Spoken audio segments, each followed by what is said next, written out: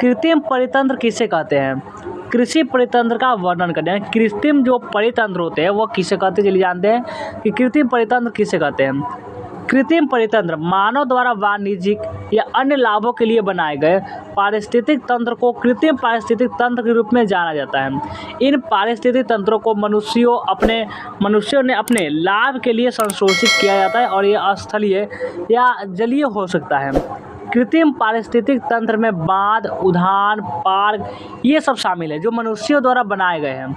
चिड़ियाघर, एक्वेरियम और वनस्पति उद्यान कृत्रिम पारिस्थितिक तंत्र के उदाहरण हैं, जिन्हें जैव विविधता के संरक्षण के उद्देश्य से बनाए रखा जाता है। पौधों और जानवरों को उनके प्राकृतिक आवास के समान अच्छी तरह से सुरक्षित क्षेत्रों में रखा जाता है। और उसके बाद क्या होता है, चलिए जानते हैं आगे।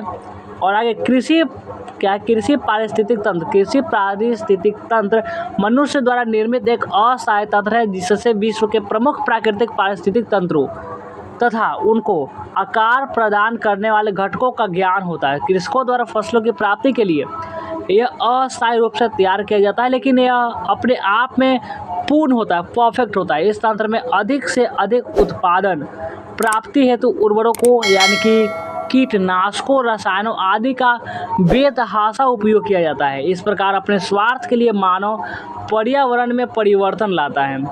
कुछ मामलों में परिवर्तन इतना अधिक होता है कि उनको कृत्रिम पारिस्थितिक तंत्र कहते हैं।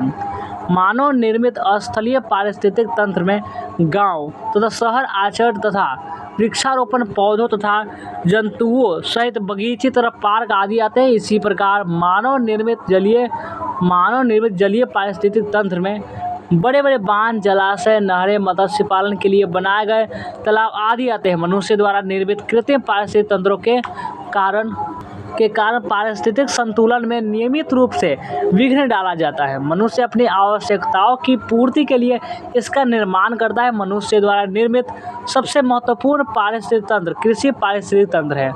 मनुष्य ने वनों तथा घास मैदान को कृषि भूमि में बदल दिया है। इन कृषि क्षेत्रों से विशेषकर अन्न, दाने, तिलहन तथा चारा उत्पन्न किया जाता है। कृषि संबंधित फसलों तथा पर्यावरण के आपसी संबंधों के अध्ययन को कृषि पारिस्थितिक विकास विज्ञान कहते हैं। घास और स्थलीय पारिस्थितिक तंत्र की तरह ही कृषि पारिस्थितिक तंत्र के जीवीय एवं अजीवीय घटक होते हैं, लेकिन कृषि पारिस्थितिक तंत्र के उत्पादकों में फसलें जैसे धान, गेहूँ, मकई ये सब आदि आते हैं। कृषि तंत्र की भौतिक स्थितियाँ यानी फिजिकल कंडीशंस अक्षांश, जलवायु आदि घटकों पर निर्भर करती है।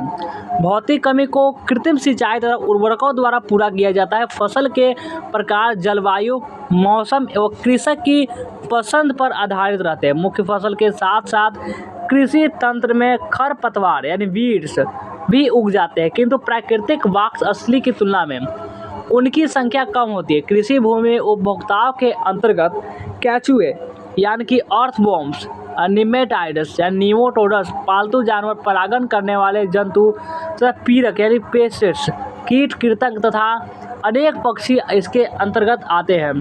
और कृषि पारितंत्र तंत्र एवं सभी मानव निर्मित पारिस्थितिक तंत्र बहुत सरल एवं कार्यक्षम होते हैं। प्राकृतिक पारिस्थितिक तंत्र की तरह इनमें विविधता नहीं पाई जाती है।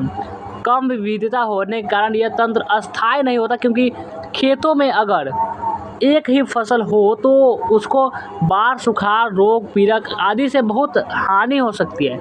एक विविधता वाले तंत्र में अनेकों समायोजन तथा प्रतिस्थापन संभव है।